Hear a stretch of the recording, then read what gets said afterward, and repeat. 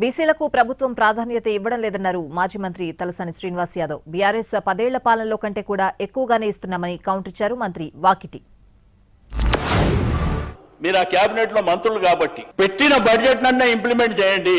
మాది అంకలి గారడి కాదు, మేము నిజాయితీగా ఈ పెట్టిన డబ్బుని ఖర్చు పెడతామని మీరు ఆ 20,000 కోట్ల రూపాయలు, సరే 2 సంవత్సరాలు పోయినాయి, ఈ సంవత్సరం నుంచి అయినా మీరు 20,000 కోట్ల రూపాయలు పెట్టాలి. బీసీల కాంట్రాక్ట్లో వాళ్ళకు అవకాశం కల్పిస్తామన్నారు, కల్పించాలి. రాజకీయ ప్రాతినిధ్యం ఇవ్వాలి. ఇప్పుడు చట్టసభల్లో మీకు ఇక్కడ క్యాబినెట్లో కావచ్చు, బ్యాక్వర్డ్ క్యాస్ట్లలో ఎంత నరకం ఉంటుందో అన్నకు కూడా అనుభవం ఉంది, అన్నకుంది, నాకుంది.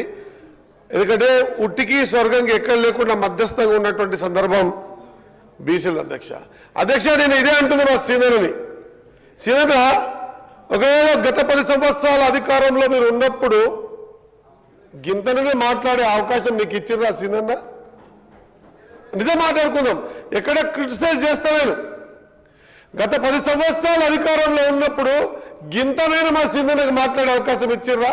ఒక్కసారి నేను కూడా ఉన్న రాజకీయాలన్నా, నేను కొత్తగా రాలేదు, నేను రాజకీయాల్లో ఉన్నా, ఒక్కసారి మాట్లాడే అధికారం ఇవ్వలే.